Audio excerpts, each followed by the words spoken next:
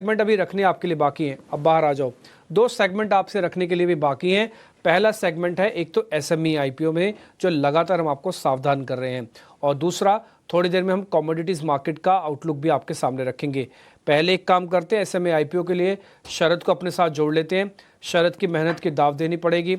शरद से मैं ये भी कहूँगा कि शरद, आपने जो बीड़ा उठाया एसएमई आईपीओ में सावधान रहने का, या आप इन्वेस्टर्स की बहुत भलाई कर रहे हैं, बहुत लोगों का पैसा बचा भी रहे हैं। देखिए, पैसा कमाना अलग बात है, पैसा बचाना अलग बात है। तो इसके लिए मैं आपको कॉन्ग्रेचुलेशंस भी दूंगा और आपकी मेहनत की दाव भी दूंगा। और देखिए, व्यस्तता सबके पास है, लेकिन आप अपने व्यस्त शेड्यूल में से भी एसएमई आईपीओ की रिसर्च करके जो सावधानी वाले एंगल लेके आते हैं, ये काबिल तारीफ है। बताएं शरद, आज क्या ढूंढ के लाए हैं आप?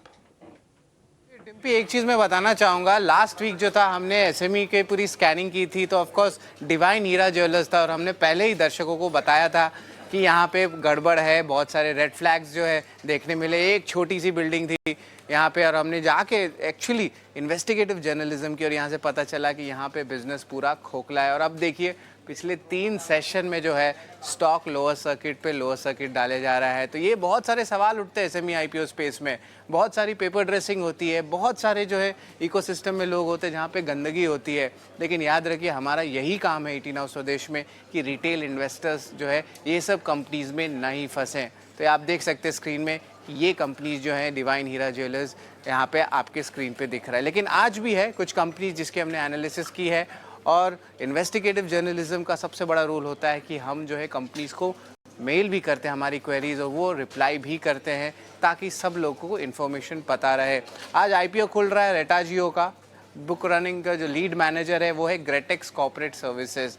इनके बारे में हम स्क्रीन में बताते हैं। इंडस्ट्री कंडीशन जो है, B2B ज्वेलरी मैन्युफैक्चरर है, इनका जो है टोटली कमोडिटी बिजनेस है। इंडस्ट्री के हालत जो है अभी अच्छे नहीं है, डिमांड प्राइसिंग लोअर साइड में है, थोड़ी लीगल प्रोसीडिंग्स भी चल रही है, और लार्ज रिलेटेड पार्टी ट्रांजैक्शंस मुझे देखने मिले जब मैंने आरएसपी पढ़ा। तो यहाँ पे कुछ सवाल उठता है, हमने भी सवाल दिए हैं मैनेजमेंट को। आज आईपीओ का आखिरी दिन भी है श्री अहिंसा नेचुरल्स का। यहाँ पे बुक रनिंग लीड मैनेजर है सृजन अल्फा कैपिटल एडवाइजर्स।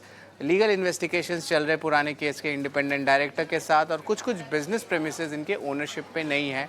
इन्होंने कहा कि कंपनी जो है नेचुरल कैफीन में है, सिंथेटिक कैफीन में नहीं है, तो इनको चाइना का मार्केट में इम्पैक्ट ज़्यादा नहीं पड़ेगा। ये कंपनी ने हमारे मेल पे जवाब दिया है। दूसरा रहेगा एटीसी एनर्जीज़। आज आखिरी दिन है इनका भी आईपीओ का। इंडो ओरिएंट फाइनेंशियल सर्विसेज इनके मर्चेंट बैंकर है। मेजर बिजनेस इनको प्रमोटर रिलेटेड एंटिटी से ही आ रहे हैं। तो इतने सारे स्ट्रक्चर्स क्यों बन रहे हैं, ये मैं सवाल उठाता हूँ। ग्लोबल टैरिफ चेंजेस आ रही है, तो इसमें एटीसी एनर्जीज़ में नेगेटिव इम्पैक्ट आ सकता है। और अभी तक कोई भी कैपेक्स ऑर्डर जो है प्लेस नहीं किया गया है। इसके अलावा आज दूसरा दिन आईपीओ का भी है, जिसका नाम है आइडेंटिक्स वेब। इसके बुक रनिंग लीड मैनेजर है B-Line कैपिटल एडवाइजर्स। और हमने इनसे रिक्वेस्ट भी कही थी कि इतना ज़्यादा पैट का उछाल क्यों आया है, तो उसमें एक सेल हुई है उनके एक बिज़नेस की, तो उन्होंने ये जवाब भी दिया है। लेकिन 2 या 3 सवाल उठते हैं, क्योंकि इनके 90% ऑलमोस्ट रेवेन्यू आप कह सकते हैं शॉपिफाई से आ रहा है। बिजनेस कमोडिटी जैसा है, जो SaaS बोलते हैं, सॉफ्टवेयर एज अ सर्विस, उस पर है। और ऑफ कोर्स वैल्यूएशंस ये भी हायर साइड में है, ये मेरे कैलकुलेशंस बता रहे हैं। ये आइडेंटिक्स वेब है, इसके बारे में है, और इनके जो मर्चेंट बैंकर है वो है B-Line कैपिटल एडवाइजर्स। तो ये अहम स्टॉक्स है जिस पे आपको नज़र रहनी चाहिए। और ये जो एसएमई आईपीओ का स्पेस है, यहाँ पे हम लगातार आपको जो है एक्सरे स्कैन लाते रहेंगे।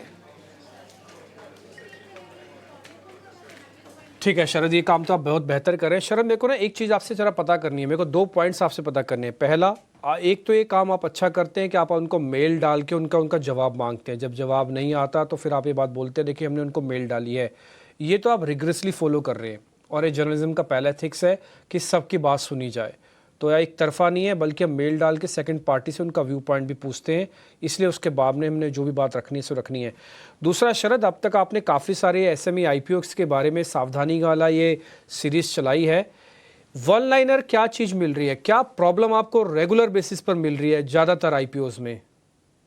ज़्यादातर आईपीओस में डिम्पी, मेरे को क्या लग रहा है कि जो लास्ट का जो फाइनेंशियल ईयर है और इस साल का जो फर्स्ट हाफ FY25 का, तो यहाँ पे फाइनेंशियल्स देखते तो सडनली मार्जिन्स और पैट, ये आंकड़े हमेशा ही लगते हैं थोड़े इन्फ्लेटेड लगने लगते हैं, और सडनली जो है कंपनी लगता है कि पीयर्स के सामने सबसे बढ़िया हर ऑपरेशनल पैरामीटर में आ रहा है।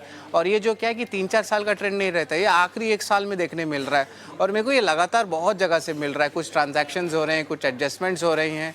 तो कैपिटल मार्केट में जो ड्रेसिंग होती है आईपीओ के पहले, वो नज़र हमको देखने मिल रही है। इसलिए जो है बड़े बड़े मार्जिन देखने मिल रहे हैं। कोई B2B का बिजनेस जो कमोडिटी का, उसका 20% का मार्जिन कैसे आ सकता है?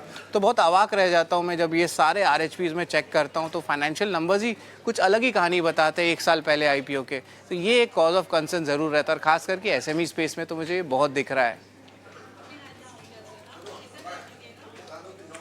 ठीक है शरद, बहुत शुक्रिया, थैंक यू वेरी मच। आपकी मेहनत को भी मैं सलाम करूंगा, और इनफैक्ट आप इसी तरह से सीरीज़ को कंटिन्यू करते रहिए। देखिए, मैंने जैसे शुरुआत में भी कहा, पैसा कमाना शायद 1 मिनट के लिए आसान हो सकता है, लेकिन पैसा बचाना बहुत मुश्किल काम होता है। कहीं ना कहीं आप किसी न किसी जगह से ल्योर हो जाते हो और आपका पैसा कमाया हुआ चला जाता है, दुख बहुत होता है। ठीक, तो उसी पैसे को बचाने का काम शरद दुबे आपके लिए कर रहे हैं। साफ़ सुथरे IPOs पे आइए, अच्छे IPOs पे आइए, वो काम भी शरद आपके लिए बहुत अच्छे से करते हैं। बहुत शुक्रिया शरद, थैंक यू वेरी मच। और इस सीरीज़ हम आगे भी कंटिन्यू करेंगे।